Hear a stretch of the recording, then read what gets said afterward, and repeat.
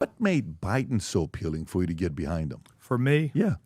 because look, Joe Biden was a guy who went home every night on a train to his family. Everybody else is leading a double life in D.C. I liked his character.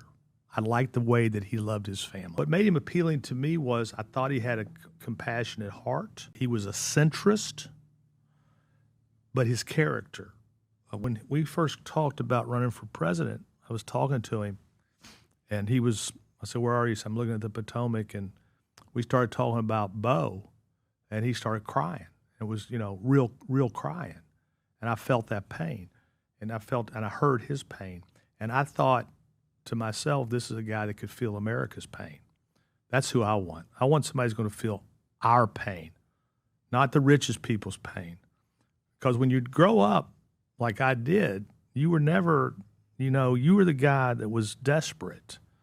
And I want somebody that's going to be for me. He'll be lucky to build a fucking bookmobile. I mean, there ain't going to be no library of any consequence. Why? Because I was getting ready to say something I'm not going to say, but his staff would not call big people back. Chris Dodd was Biden's best friend. He couldn't get him on the phone.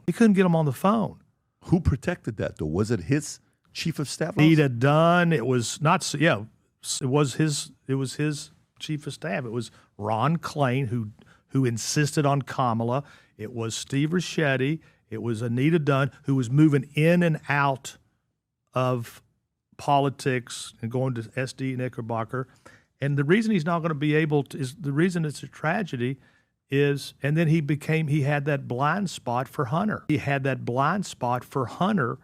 Which, because look, me and him are Irish. We have this thing about our children, but look, Hunter is just a despicable character.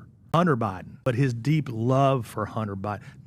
I shouldn't say despicable. He's an addict. He's the Skid Row addict. I mean, if his dad wasn't president, he'd be a Bowery guy.